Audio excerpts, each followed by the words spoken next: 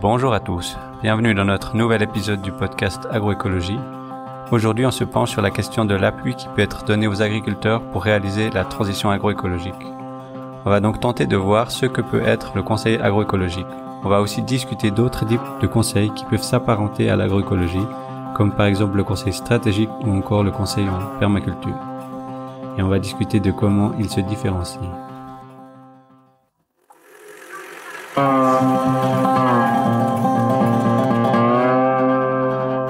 Agroécologie podcast. Alors pour commencer, nous accueillons aujourd'hui Hélène Bouguin qui est active depuis plusieurs années dans le conseil en permaculture.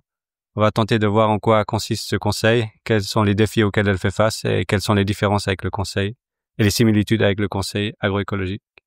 Salut Hélène. Salut. Comment ça va? Ça va bien, merci beaucoup. Merci de m'accueillir. Avec plaisir. Est-ce que tu veux commencer par te présenter? Oui, donc je m'appelle Hélène Bouguin et j'ai travaillé pendant longtemps au FIBEL en tant qu'agronome, surtout dans le domaine de l'économie. Et puis j'ai appliqué l'économie surtout d'abord à la permaculture dans l'agriculture et ensuite aussi aux micro-fermes. Et puis aujourd'hui, je travaille toujours en partie avec le milieu agricole, mais je fais de l'accompagnement, du coaching sur la structuration économique, et puis c'est en partie pour le milieu agricole, les personnes intéressées, mais c'est aussi pour d'autres domaines, comme celui de la santé alternative, pour d'autres formes d'accompagnement. Et donc, est-ce que tu peux nous parler un peu du conseil en permaculture Oui, avec plaisir. Ma définition de la permaculture, parce que c'est vraiment, je pense que c'est important pour comprendre ensuite de quoi je parle, c'est un ensemble d'outils conceptuels et de méthodes qui permettent de créer des systèmes qui sont durables, résilients et productifs, en imitant la nature, donc en se basant sur l'écomimétisme, et puis en respectant des éthiques, qui sont le soin à la terre, le soin à l'humain et le partage équitable. Et puis, en fait, le conseil en permaculture, c'est aider à appliquer cette philosophie et ces outils conceptuels et ces méthodes au sein d'entreprises agricoles, en fait. Mais donc, tu réalises ce type de conseil pas seulement pour les agriculteurs. Exactement, parce que c'est une méthode qui est très très large et qui, je pense que ça s'entend dans la définition si on l'écoute pas avec une oreille agricole, je ne sais pas si ça se dit, mais si on l'écoute de façon plus large, en fait, les systèmes qu'on peut construire, c'est des systèmes qui peuvent être aussi des systèmes humains et qui peuvent s'appliquer à d'autres corps de métier. Donc oui, le conseil s'applique pas que au milieu agricole. Et si tu fais du conseil dans le milieu agricole, sur quoi est-ce que tu te concentres? C'est intéressant parce que je pense que il y a deux choses qui sont vraiment essentielles pour moi. Ça peut paraître très paradoxal parce que pourquoi faire ça en milieu agricole, mais c'est l'être humain et c'est le système économique. Donc bien sûr, il va y avoir aussi des aspects techniques, mais les choses sur lesquelles je pense que je me concentre quand même beaucoup, c'est savoir comment fonctionnent les personnes qui travaillent dans l'entreprise, le producteur, la productrice, et puis les autres personnes qui gravitent autour. Et puis voir est-ce que le modèle économique est cohérent et qu'est-ce qui peut être amélioré de ce côté-là. Ensuite, bien sûr, il y a aussi plein de questions au niveau de la production. Mais je pense qu'au niveau de la production, on rejoint énormément l'agroécologie de toute façon. D'accord. Et peut-être d'abord par rapport au conseil classique. Mm-hmm. Donc, est-ce que tu vois d'autres différences que ce que tu as évoqué? Peut-être que c'est mon approche, mais je pense que c'est le conseil en permaculture en général. Une différence avec le conseil classique, c'est de pas forcément venir en réaction à un problème. La personne appelle en disant j'ai un problème et on vient régler le problème. On va venir aider à régler le problème, sinon ce serait très frustrant. Mais on vient quand même essayer de regarder la situation la plus large possible pour donner aussi des pistes et des outils.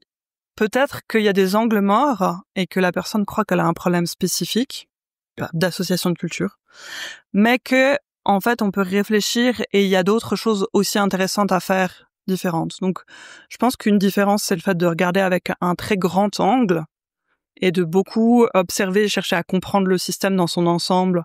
Ouais, commencer par une phase d'observation importante. Et du coup, tu disais par rapport au conseil en agroécologie, ou est-ce que tu trouves que ça se rejoint?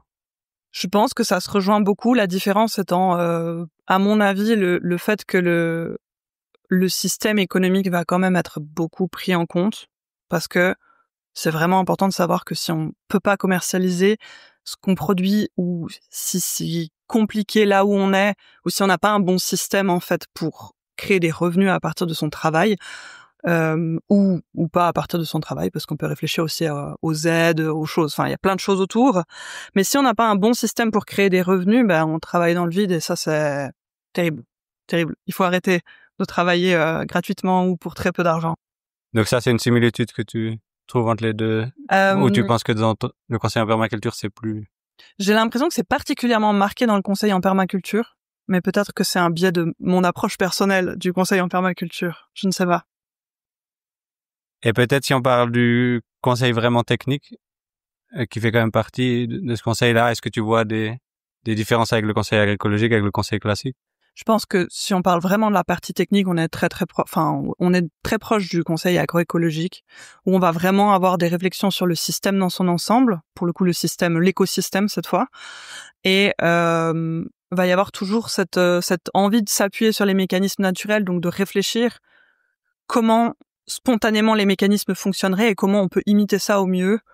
Je sais pas, en ajoutant de la biodiversité pour avoir des fonctions de support par exemple, en associant, en recréant des écosystèmes étagés, enfin en faisant des choses qui imitent la nature. Le terme imiter est pas très beau, mais quand même, qui imitent la nature pour être le plus fonctionnel possible, demander un travail le plus fin et le moins fatigant possible, et puis voilà, construire des systèmes qui sont durables. Donc je pense que c'est très proche de l'agroécologie, du point de vue technique. Maintenant, si on va peut-être un peu très concrètement dans ton travail, dans le conseil que tu fais, est-ce que tu peux donner un exemple concret d'une exploitation qui a besoin d'un conseil en permaculture? C'est intéressant parce que je m'aperçois que ces derniers temps, quand on m'a demandé du conseil, c'était vraiment plus pour le système, le modèle d'affaires, le business model. Mais quand même de l'exploitation. Oui. Comment l'exploitation, elle t'est présentée, ou elle vient vers toi, ou comment ça se passe? Elle vient vers moi. C'est généralement du bouche à oreille, avec des personnes qui vont, en voyant que quelqu'un s'intéresse à la permaculture et aimerait avoir de l'aide sur ces aspects, rediriger l'exploitation vers moi. Et ensuite, il y a une discussion pour voir si ce serait pertinent ou pas, en fait, de faire du conseil en permaculture à ce moment-là. Tout simplement parce que si la personne veut un conseil vraiment très technique sur un aspect très particulier, il n'y a pas forcément... Enfin, je respecte aussi le besoin d'un conseil très précis. Et dans ce cas-là, je vais peut-être rediriger vers du conseil classique, de quelqu'un qui va être spécialisé dans un type de culture ou dans une problématique spéciale. Mais donc c'est des exploitations, par exemple, conventionnelles, qui veulent faire un gros changement, qui viennent vers toi, ou c'est des exploitations qui sont déjà bien avancées et C'est des exploitations qui sont déjà bien avancées. Il y a peut-être deux catégories principales, je dirais. C'est des exploitations classiques, mais bio, ou qui tendent vers le bio et qui ont déjà mis des choses en place et qui voudraient aller encore plus loin pour avoir un meilleur système technique, ou bien qui voient que il y a de la fatigue, il y a du surmenage pire qu'avant, et du coup qui voudraient réfléchir comment on fait pour que ce soit plus efficient, plus optimal en fait de travailler. Ça c'est le premier cas de figure. Bon, c'est pas forcément des certifiés bio, mais il y en a beaucoup. Et puis l'autre cas de figure sont les micro-fermes, où là il y a différentes demandes possibles, mais parfois ça part vraiment de la base et de je vais commencer un projet. Je suis formée, mais j'ai rien du tout. Enfin, j'ai un terrain et voilà, ça va démarrer. Et là, il y a vraiment tout un travail de design, de mise en place du terrain et du système économique. J'y tiens. Pour voir comment les choses peuvent se développer sur vraiment des micro-surfaces, souvent principalement du maraîchage, mais souvent aussi de la diversité. Donc, parfois des petits animaux, quelques autres cultures fruitières, par exemple, et puis un système de vente directe. Donc c'est quand même souvent un peu le lancement ou... C'est des bons moments pour prendre le temps de prendre du recul, parce que finalement, c'est possible à tout moment, mais parfois, quand on est lancé dans la course de l'activité et qu'on travaille toute la journée, tous les jours, c'est difficile c'est possible de profiter d'avoir du conseil, mais c'est difficile de prendre le temps de s'arrêter pour faire une grande observation de tout ce qui se passe, ce qu'on veut plus, ce qui se vend bien, ce qui se vend moins bien, ce qu'on aime produire, ce qu'on aime plus produire. Et du coup, ils viennent souvent avec un défi économique ou c'est plutôt toi qui oriente là-dessus ensuite? Ça commence à changer parce que je pense que j'ai influencé, je diffuse cette parole, mais de base, c'est plutôt moi qui influence, qui propose, en fait, de réfléchir aussi à cet aspect-là. Et je pense que, en fait, dès qu'on en parle, ça devient logique que il faut un débouché, il faut quelque chose de solide, où il faut aussi un système, en fait, pour réussir à commercialiser. Pendant très longtemps, la vente directe a été, je veux pas dire simple parce que ça demande quand même du travail, mais relativement accessible et très rentable. Et ça change depuis 2, 3, 4 ans peut-être. Et avec la baisse des revenus de vente directe, les clients qui sont moins facilement accessibles, c'est l'occasion de réfléchir à comment on veut vendre. Ça demande plus d'efforts qu'avant de vendre, en fait, des productions, même localement et en direct. Ok. Et ça à cause de quoi? C'est un effet de rebond du Covid. Je sais pas exactement à cause de quoi, mais il y a clairement une rétraction économique post-Covid. Bon, il y a eu une montée de la vente directe pendant le Covid et les semi-confinements. Et puis ensuite, il y a une diminution avec la réouverture de toutes les autres possibilités. Mais on est plongé en dessous des niveaux de vente d'avant. Et puis les baisses continuent sur les systèmes d'ACP, les nombres d'abonnements diminuent. Et c'est vraiment, ça interpelle vraiment de voir que des gens qui, pendant des années, étaient abonnés à un panier de légumes, arrêtent, en fait.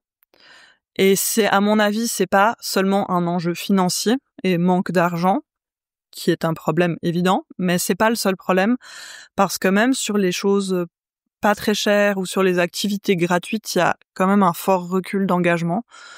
Donc, je sais pas quel est le diagnostic, une lassitude, un surmenage général qui fait que la vente directe est moins une priorité.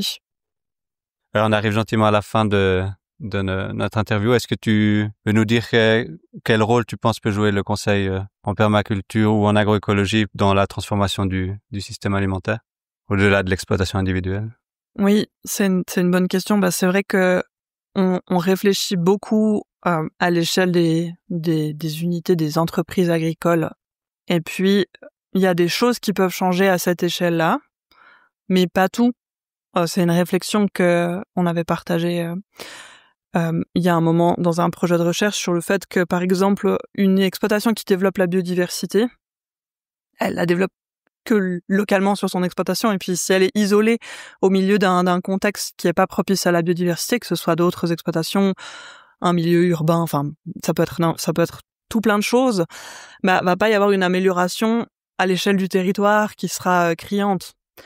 Ça, et puis bien sûr le fait que les risques financiers reposent sur des personnes qui doivent travailler pour produire de la nourriture pour tout le monde. Je trouve que c'est très bien de prendre un pas de recul et de se demander ce qui peut changer au niveau du système. Je pense que le conseil en agroécologie, de façon générale, va aider les individus dans le système et donc améliorer les choses. Mais je pense qu'il faut probablement un double mouvement où il y a les individus, les entreprises qui font des efforts et qui vont vers une amélioration, d'une part, et aussi la société qui les soutient de plein de façons différentes. En réachetant des légumes en vente directe, par exemple, pas que des légumes, tous les produits agricoles, alimentaires, en fait, en simplifiant les chaînes de valeur, en apportant du soutien aussi à la transformation, à la distribution locale, avec des soutiens financiers pour les projets qui font des efforts dans le sens du bien commun, en fait. Parfois au détriment de leur propre rentabilité. C'est important de les soutenir aussi. Et ça, c'est pas forcément le rôle du conseil en agroécologie en lui-même, mais plus des autres acteurs de la société. Est-ce qu'il y a quelque chose d'autre que tu voudrais ajouter ou partager avec les auditeurs? Je pense qu'il y a une chose sur laquelle je réfléchis beaucoup en ce moment, mais souvent, les personnes qui s'intéressent à la permaculture le font parce que elles pensent que ça va respecter leurs valeurs profondes Et c'est le cas. C'est le cas. Et j'ai envie de donner un message d'encouragement, en fait, au fait que on peut respecter ses valeurs. Il y a souvent cette réflexion sur le prix juste qui va pas demander trop à la clientèle, mais qui va rémunérer le producteur ou la productrice.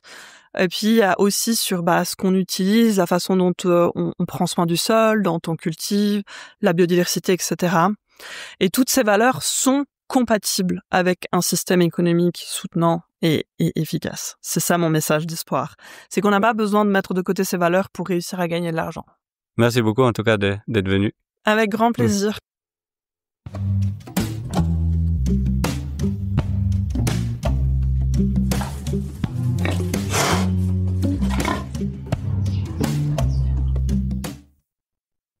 Alors, on accueille maintenant Magali Lacam, qui travaille chez Agridea sur le conseil stratégique et la publication Stratégie DA, qui vise à fournir un appui de conseil stratégique aux agriculteurs. Et le conseil stratégique est une partie essentielle du conseil en agroécologie, donc c'est pour ça qu'on va vous parler aujourd'hui. Salut Magali. Salut. Ça va? Oui, ça va et toi? Oui, bien. Alors, pour commencer, est-ce que tu veux te présenter? Oui, je vais rapidement. me présenter un peu plus. Donc, je travaille chez Agridea. Le rôle principal d'Agridea, c'est de faire le lien entre les différents acteurs du système de connaissances agricoles avec le but de produire des ressources vulgarisées que peuvent utiliser les agriculteurs et les conseillers. Et donc, moi, je travaille dans le domaine de la gestion d'entreprise. Donc, quand on dit gestion d'entreprise, on pense souvent à la comptabilité ou à la fiscalité. Mais c'est pas que ça. Il y a aussi des aspects humains et des aspects organisationnels qui rentrent là-dedans. Donc, aujourd'hui, on va parler de la gestion stratégique. Mais je travaille aussi, par exemple, sur les collaborations entre exploitations ou la remise de ferme. Est-ce que tu peux nous dire ce que tu fais, du coup, au niveau du travail sur le conseil stratégique? Oui, bien sûr. Donc, au niveau du conseil stratégique, on a deux principaux axes de travail. C'est la publication Stratégie DA dont tu as parlé. Et on propose aussi des cours pour les conseillers, pour les aider à mieux maîtriser le conseil ou l'accompagnement en gestion stratégique. Donc, peut-être pour t'en dire un peu plus là-dessus, ce qu'on voit avec ce thème, c'est que c'est quelque chose qui est assez peu demandé par les agriculteurs, le conseil en gestion stratégique. Et du coup, c'est pas tellement mis en œuvre encore aujourd'hui dans le conseil concrètement. Et pourtant, on voit bien dans le contexte que c'est quelque chose qu'il faut pas négliger, qu'il y a beaucoup de questions qui se posent aux exploitations. Et du coup, réfléchir à ça, ça peut être vraiment une bonne chose. Donc, juste pour redire, qu'est-ce que c'est la gestion stratégique? Parce que pas forcément... Tout le monde a un avis, je pense, mais tout le monde n'a pas forcément le même avis. Donc, du coup, pour nous, c'est l'idée de réfléchir de façon structurée aux orientations à long terme de l'exploitation agricole et de prendre des décisions pour agir en accord avec ces orientations. Donc, c'est quelque chose qui va être des moments de réflexion un peu ponctuels, mais aussi tous les jours dans la vie de l'exploitation, comment agir de façon cohérente, en fait. Et puis du coup, cette difficulté qu'on voit dans le développement de ce conseil-là, on a essayé d'identifier un peu des pistes. Et puis la première, c'est un peu caricatural, mais du coup, c'est un peu compliqué. Comme c'est pas quelque chose de simple et de linéaire, on sait pas trop comment s'y prendre. Donc c'est pour ça qu'on a fait cette publication Stratégie DA. En fait, dans la publication, il y a des explications assez simples de tous les concepts, tout ce qu'il faut faire quand on fait de la gestion stratégique. Et il y a aussi à chaque fois une sélection d'outils que les conseillers ou parfois les agriculteurs directement peuvent utiliser pour travailler sur certains points. Donc ça, c'est l'idée d'essayer de simplifier la chose. Et puis après, il y a aussi une autre difficulté, c'est que c'est difficile à vendre. Les conseillers nous disent tout le temps, oui, mais on nous demande pas ça, les agriculteurs ne demandent pas ça. Donc pour essayer de résoudre ça, on a construit un projet de Vulgue en partenariat avec 8 organisations de conseil pour essayer de réfléchir à vraiment cette question de qu'est-ce qu'il faut vendre, comment on peut mieux le vendre, qu'est-ce qu'on peut proposer.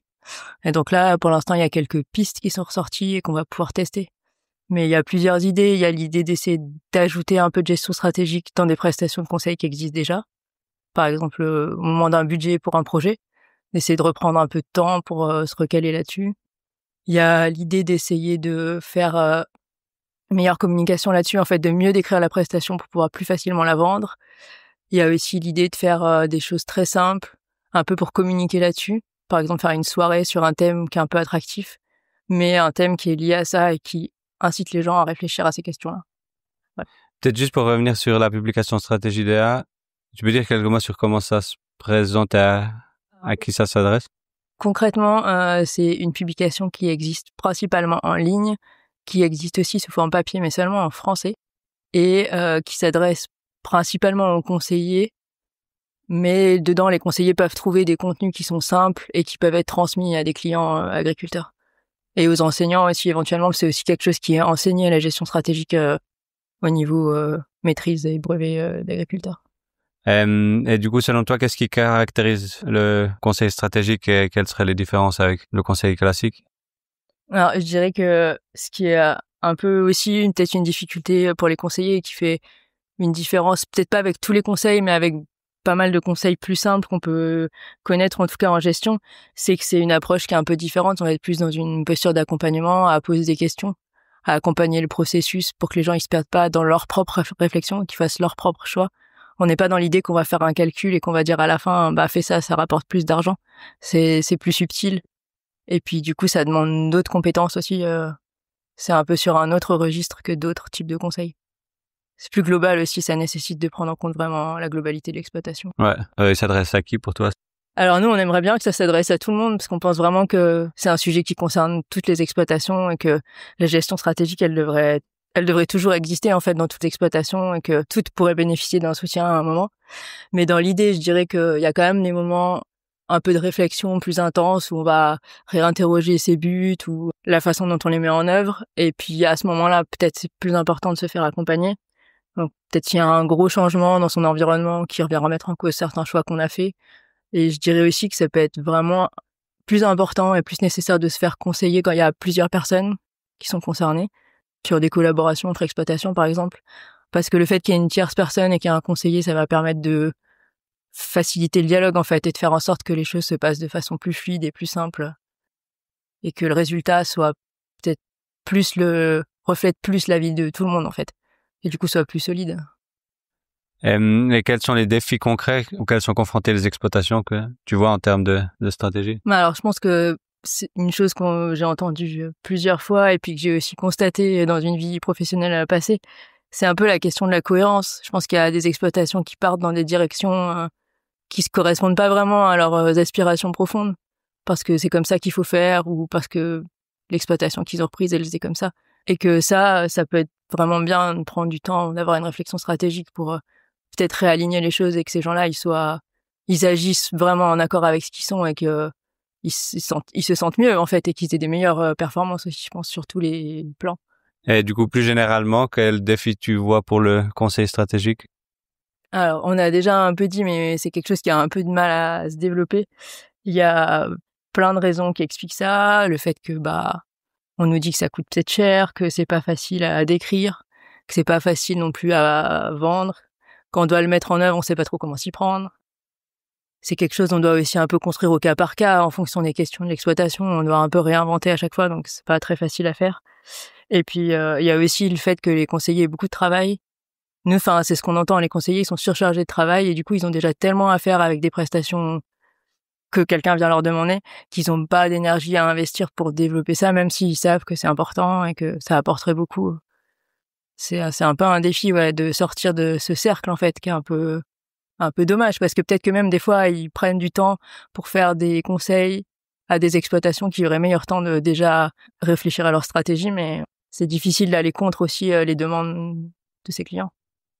Merci, on arrive gentiment vers la fin. Est-ce que tu veux nous dire ce que signifie l'agroécologie pour toi, personnellement? Alors moi, j'ai pas forcément un avis qui est scientifique, parce que c'est pas mon sujet, mais pour faire un lien avec ce qu'on a discuté sur la gestion stratégique, je dirais que pour moi, l'agroécologie, c'est une sorte d'optimisation un peu intelligente des systèmes des exploitations agricoles et puis que ça doit correspondre à chaque exploitation, en fait, et à chacune des personnes qui sont sur l'exploitation. Et c'est en ça que je vois vraiment un lien, c'est que la gestion stratégique, c'est un peu le but, quoi. Que chacun puisse poser ce qui est important pour lui, ce qu'il veut lui faire et comment il veut le faire, et du coup de se détacher de « Ah on a toujours fait comme ça, on continue à faire comme ça ». Puis comme ça, je vois vraiment un lien, quoi. Je dirais qu'il y a pas le fait qu'il y ait pas de recette et qu'il faut bien faire en fonction de chacun et chaque exploitation. Ça joue. Alors, merci beaucoup en tout cas. Merci à toi.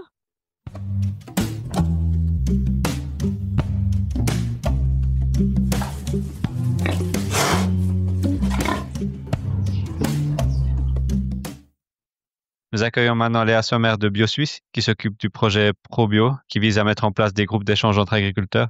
Ce type de conseil indirect, avec une approche de partage de connaissances entre les acteurs, peut-elle être vu comme agroécologique? C'est en parlant avec Léa aujourd'hui qu'on va essayer de répondre à cette question.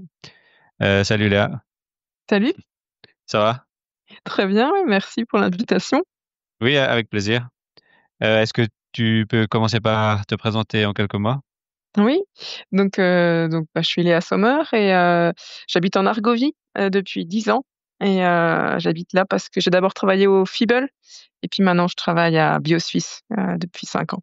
Est-ce que tu peux nous parler un peu donc des groupes d'échange Oui, ProBio entre agriculteurs? ouais, avec plaisir. Du coup, moi je suis responsable du projet ProBio à BioSuisse et ce projet en fait il vise à favoriser les échanges enfin, le transfert de connaissances, le transfert d'expériences entre agriculteurs et agricultrices. Et donc, on permet la création de groupes entre agriculteurs et agricultrices qui vont être animés par des producteurs et des productrices eux-mêmes. Et ces producteurs, productrices, on va les former pour qu'ils se sentent à l'aise, en fait, dans leur rôle d'animateur et d'animatrice. Et on va les indemniser pour leur travail. Parce que animer un groupe, ça demande un peu de temps, préparer les rencontres, et donc pour ça, on les indemnise. Mais donc le but, c'est quand même que ça peut servir d'alternative à du conseil. On est vraiment dans le réseau, on est intégré dans le réseau, dans le sens où il y a ces groupes qui fonctionnent de manière autonome, donc ils s'organisent comme ils le souhaitent, les agriculteurs et agricultrices, ils définissent leurs thèmes, mais ils ont accès au conseil et à la recherche. Une fois par an, on leur donne un petit budget pour qu'ils puissent faire intervenir quelqu'un en fait dans leur groupe. Donc ils peuvent faire appel à quelqu'un de la recherche ou à un conseiller au conseiller bio cantonal ou une autre personne dont ils ont envie d'avoir des inputs pour renforcer leurs compétences sur le sujet. Et du coup, il s'adresse à qui ces groupes d'échange? Alors, ils sont ouverts à tous les producteurs et productrices. Comme BioSuisse Finance, on demande à ce que la moitié du groupe soit constitué d'agriculteurs ou d'agricultrices bio, mais ils sont Ouais. ouverts aussi à des non bio, à IP Suisse. Donc, il y a vraiment l'idée, c'est que ça sert à tous. Mais comme c'est BioSuisse qui finance, il y a quand même, évidemment, on demande à ce que ce soit des thèmes qui fassent avancer l'agriculture biologique, mais ça fait aussi avancer tout le monde ensemble. Et du coup, comment les exploitations elles accèdent à ces groupes? Alors, on a un site internet avec une carte où on peut voir actuellement, il y a une cinquantaine de groupes qui existent. La difficulté, c'est il n'y a pas forcément un lien direct, donc le mieux, c'est de me contacter, en fait, de m'envoyer un message et de me dire: «Tiens, je suis intéressé, je voudrais participer à un groupe» ou «Je voudrais créer un groupe sur telle ou telle thématique» et ensuite on voit ensemble, du coup, comment on peut faire avancer le projet. Ok, donc les nouveaux groupes, c'est des nouvelles thématiques. Ça vient d'une demande d'un agriculteur ou ça Ouais. vient d'où? Ouais. En fait, en général, ouais, ça vient de la base.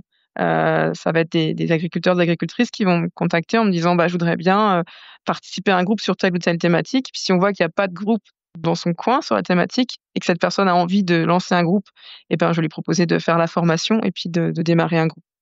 Après aussi, le conseil, cantonal bio qui peut me demander, enfin, il y a des interactions.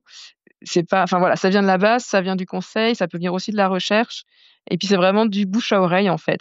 Et les agriculteurs qui s'inscrivent dans ces groupes, ils viennent parce qu'ils ont un défi particulier, un problème, ils viennent pour répondre à un problème particulier. Ouais, Ouais. en fait, ça va vraiment être complémentaire d'une offre de conseil classique. C'est vraiment l'idée d'être dans un groupe avec des gens, qui ont les mêmes problématiques, qui parlent le même langage et donc on a des groupes, par exemple, il y a récemment la thématique du sol qui est très répandue. Donc là, actuellement, il y a dans la moitié des groupes, donc on a un peu plus d'une cinquantaine de groupes, dans la moitié, ça va vraiment être tourné autour des thématiques du sol.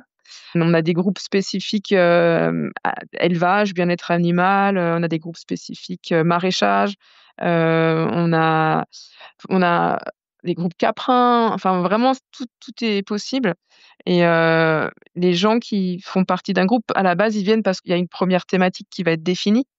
Il y a des groupes qui existent depuis 10 ans.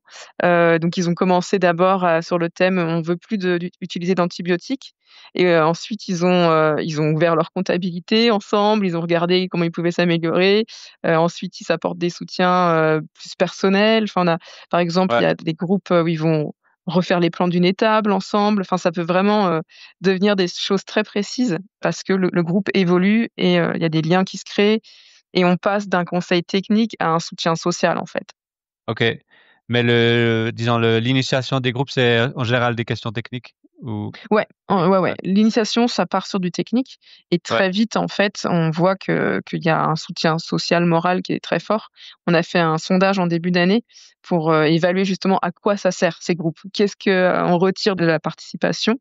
Et déjà 80% des participantes et participants disent qu'ils profitent de leur participation et du coup à 2 niveaux, au niveau, technique, ils peuvent, répondre à des défis techniques sur leur exploitation, mais aussi le côté social et prépondérant, ça fait vraiment partie des points qui sortent en premier. C'est je peux retrouver des gens qui vont avoir les mêmes problèmes, on va pouvoir échanger de manière informelle, je me sens moins seule avec, mes problèmes. Je me sens encouragée à tester des nouvelles pratiques. Je suis inspirée par ce que font les autres. Donc, le côté social est très, très fort. Mais ça peut arriver qu'il y ait des groupes qui se créent au partant de questions économiques ou sociales Mmh, ou... nous, on le soutiendrait sans problème, mais c'est vrai que je pense que c'est plus difficile. Enfin, moi, je j'ai pas de connaissance là de groupes qui ont démarré en se disant: on va parler de la charge de travail», par exemple. Ça, c'est un sujet qui va être abordé plus tard. Mais dans le principe, s'il y a des groupes, qui veulent se créer sur ces sujets-là, on soutient. C'est juste qu'il y a besoin qu'une confiance s'établisse dans le groupe pour aborder des thèmes comme ça plus personnels. Quels seraient donc les défis auxquels vous êtes confrontés pour la mise en place de ces groupes? La difficulté principale, c'est le temps, pour les agriculteurs et les agricultrices de trouver le temps de participer. Parce que participer à un groupe, c'est un engagement, c'est dire, on vient 3, 4, 5 fois par an participer aux rencontres du groupe. À chaque fois, le groupe, il se retrouve sur l'exploitation d'un des membres. Et c'est pas juste une visite de culture, c'est le groupe, il va répondre à une demande de la personne qui reçoit. Donc le groupe, il se met en action, en fait, au service de la personne qui les reçoit. Et donc, l'un des fondements du groupe, c'est que les gens se connaissent en fait à la fin, enfin et que c'est de l'échange. On va à chaque fois chez l'un puis chez l'autre. Comme ça, il y a vraiment un échange. Je reçois, mais je donne en permanence, quoi. Et du coup, cet engagement, ça demande du temps. Ouais. Donc ça, c'est un défi pour les agriculteurs de prendre ce temps, et c'est un défi pour les animateurs et les animatrices, puisque eux, en plus, ils ont un petit peu de temps de préparation avant la rencontre.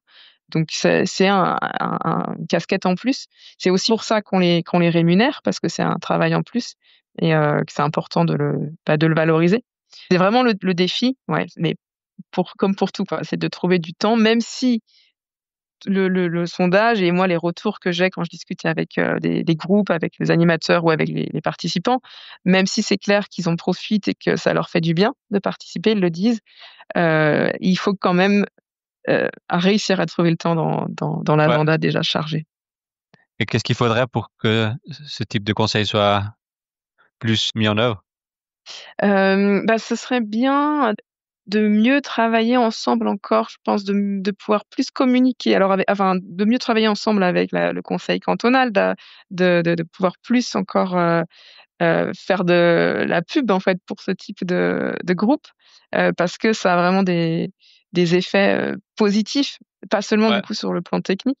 Et donc d'avoir une meilleure coordination entre nous, mais c'est encore une fois une question de temps aussi. Il faudrait, moi je pense vraiment qu'au niveau des cantons, qu'il y ait de l'argent qui soit libéré, quoi, pour soutenir cette offre.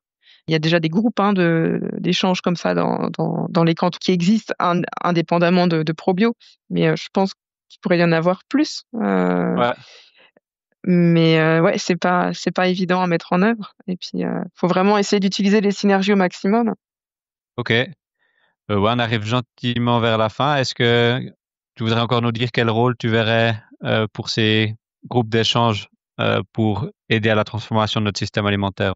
Moi, je pense déjà que ce groupe d'échange, c'est vraiment les valeurs qu'on devrait garder pour proposer un futur désirable à nos enfants, parce que c'est vraiment, être ensemble, réfléchir ensemble, coopérer, trouver des solutions et prendre du plaisir, en fait, justement, à travailler ensemble pour trouver des solutions. C'est vraiment la force du collectif. C'est une pierre, ça fait partie du développement collectif de la société, d'un système alimentaire durable, une production durable, un rapport, coopératif aux autres, enfin pour moi, tout ça, ça fait partie de ce qui nous porte vers un avenir plus sympathique. Ok, ça joue. Est-ce que tu veux encore ajouter un mot de la fin?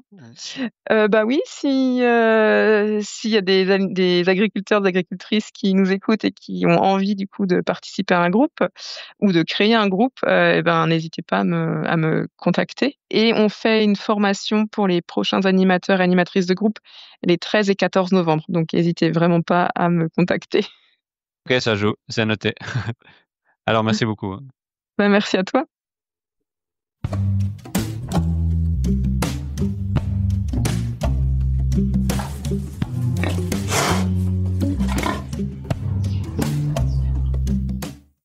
Alors pour cette dernière partie, on va parler de conseil agroécologique en tant que tel. Et puisque c'est quelque chose sur lequel je travaille chez Agridea, je vais un peu changer de rôle et j'accueille donc mon collègue Florian Ruda, qui s'occupe de développement rural chez Agridea et qui va donc se charger de me poser les questions sur le conseil agroécologique qu'on développe chez Agridea. Salut Florian. Salut Kim. Ça va? Ça va très bien, merci. Et toi? Oui, ça va bien. Alors je te donne la parole. Parfait, merci pour cette invitation. Donc, plus précisément, je travaille sur les relations entre la ville et la campagne, entre l'urbain et le rural, et en accompagnant par exemple des projets de micro-fermes ou d'agriculture urbaine et la promotion de ces pratiques, parce que c'est des pratiques qui peuvent contribuer aussi à un milieu, à une meilleure compréhension des enjeux qui sont liés à l'agriculture. Donc voilà pour ma petite présentation. On échange les rôles. Je vais commencer à te poser des questions. Donc, on sait qui tu es maintenant. Concernant le conseil en agroécologie, comment est-ce que toi, tu t'engages concrètement pour le conseil en agroécologie à travers ton travail ou tes projets? Alors, chez Agridea, dans le domaine thématique de l'agroécologie, on travaille sur le développement d'outils pour réaliser du conseil agroécologique. On fait ça à travers 2 projets, un projet soutenu également par la Fondation Léopold Barman qui soutient donc ce podcast et un projet de ressources de l'OFAG. C'est un projet dirigé par l'Institut d'agroécologie à Aarau et qui vise à accompagner 40 exploitations en Suisse pour réaliser une transition agroécologique. Et donc, ces exploitations doivent mettre en place des mesures agroécologiques pour améliorer leur durabilité.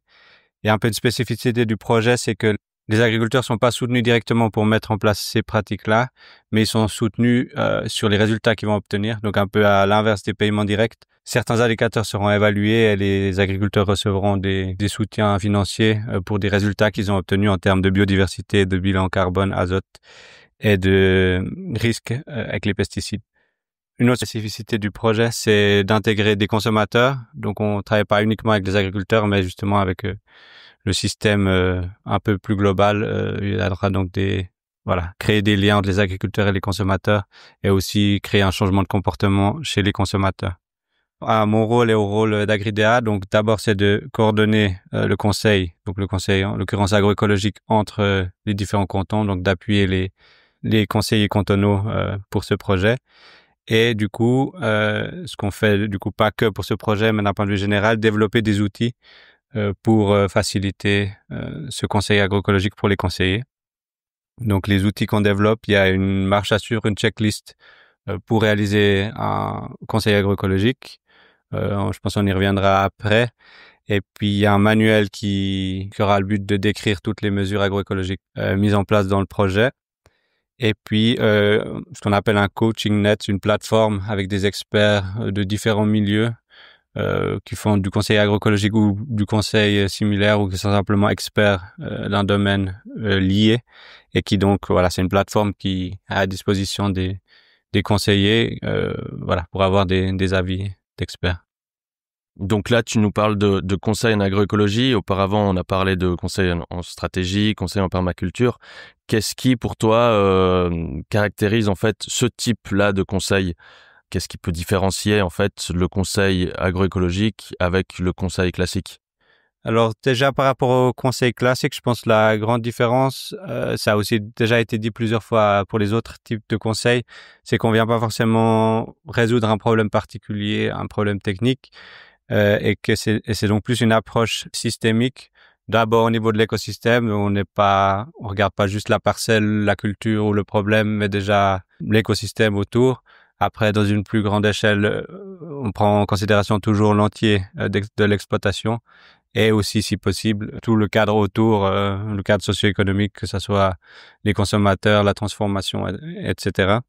Après, d'un point de vue plus, en guillemets, technique, je pense la spécificité de l'agroécologie, c'est d'imiter les interactions qu'on observe dans la nature et essayer de les reproduire dans l'exploitation. Donc, des interactions positives entre les cultures, des interactions positives avec des autres plantes ou des autres organismes qui peuvent aider, des interactions négatives contre des ravageurs, et puis des circuits fermés. Ce que je vois comme différence avec le conseil classique. Et puis, donc, différence, est-ce qu'il y a des similitudes aussi entre ces différents conseils?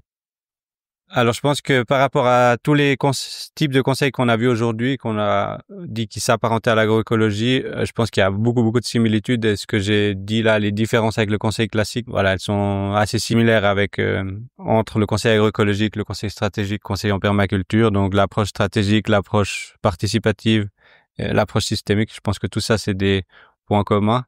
Après, je pense ce qui différencie vraiment, c'est plus la méthode. Donc, en l'occurrence, dans le conseil agroécologique, on se base sur la théorie qui existe sur l'agroécologie. Donc, déjà, il y a on en a parlé dans les premiers épisodes, ces niveaux de transformation de l'agroécologie. Donc, c'est vraiment une transition. On part de zéro. Le premier niveau, c'est d'améliorer l'efficacité des intrants. Le deuxième niveau, c'est de les remplacer par des intrants biologiques. Le troisième, c'est d'avoir cette approche d'écosystème. Et ensuite, niveau 4, c'est d'avoir plus l'approche système alimentaire et intégrer les autres acteurs. Donc voilà, ça c'est une partie de la méthode. Et puis il y a tous ces éléments. Donc déjà parlé, il y a les éléments les 10 éléments de la FAO et puis les 13 principes de HLPE.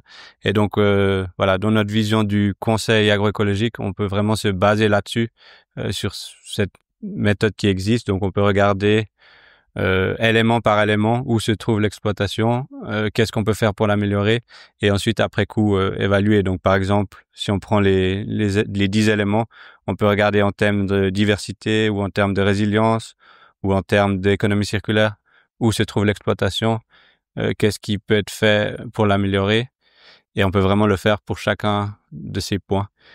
Et ça nous permet aussi d'utiliser les méthodes d'évaluation qui existent. Donc en se basant sur les 10 éléments de la FAO, il y a la méthode TAPE de la FAO, donc qui permet d'évaluer pour chacun des éléments où on se trouve. Et pour les 13 principes de HLPE, il y a la méthode BIAC de Biovision qui existe. Donc ça permet aussi d'utiliser ces méthodes d'évaluation pour évaluer comment l'exploitation elle avance sur cette transition agroécologique. Travail passionnant. Ouais. Et donc, quand on parle de conseil, on parle aussi de public. Finalement, quel est ce public à qui est adressé le conseil en agroécologie ou le conseil agroécologique? Alors, en tout cas, nous, ce qu'on développe chez Agridea, notre public, c'est les agriculteurs. C'est aussi le rôle d'Agridea. Après, je pense qu'il s'est ouvert à tous les agriculteurs, mais ça doit être des agriculteurs qui souhaitent ou qui ont déjà une approche soit agroécosystémique, soit une approche globale de leur exploitation, ou encore avec le cadre socio-économique autour, selon où ils se trouvent. Donc ça, je pense que c'est important. Après, ça peut vraiment s'adresser à tout type d'exploitation qui a envie, parce que voilà, on l'a évoqué, l'agroécologie, on parle surtout de transition, donc ça part de 0 et ça va à 100%. Donc les deux extrêmes n'existent pas vraiment, mais du coup, n'importe quelle exploitation peut décider de prendre cette approche pour améliorer sa durabilité sur les différents aspects agroécologiques. Et du coup, voilà, ça peut toucher autant des exploitations bio comme conventionnelles, IP. Il y a pas non plus de label ou quoi que ce soit. Donc, n'importe quelle exploitation qui est intéressée et qui souhaite faire ce changement. Et j'imagine qu'il y a des défis. Est-ce que tu peux nous en parler un peu, les défis auxquels tu es confronté? Je dirais le défi principal, c'est que le conseil agroécologique en tant que tel, c'est quelque chose de très nouveau en Suisse. Il n'y a pas vraiment ou il y a très peu de conseillers en agroécologie. Et donc, c'est surtout un défi de montrer son utilité déjà aux agriculteurs, mais aussi aux politiques, aux conseillers agricoles, enfin un peu à tout le monde. pour que ce type de conseils prennent de l'importance et aient un rôle important à jouer. On arrive à la fin donc de cet échange et j'ai encore 2 petites questions. C'est premièrement, quel rôle le conseil en agroécologie peut-il jouer dans la transformation de notre système alimentaire, c'est-à-dire au-delà de l'exploitation individuelle? Alors, je pense que c'est justement cette approche extra-exploitation, de pas regarder juste ce qui se passe sur l'exploitation. Parce que je pense que si le conseil agricole, en l'occurrence agroécologique, intègre réellement le système dans son ensemble, tente d'intégrer les consommateurs, les autres acteurs du milieu, c'est peut-être justement là qu'on aurait une grande différence avec ce qui existe comme conseil et que peut-être on arriverait à créer un changement. Et finalement, est-ce que il y a autre chose que tu aimerais partager avec les auditeurs, les auditrices? Une réflexion, une recommandation?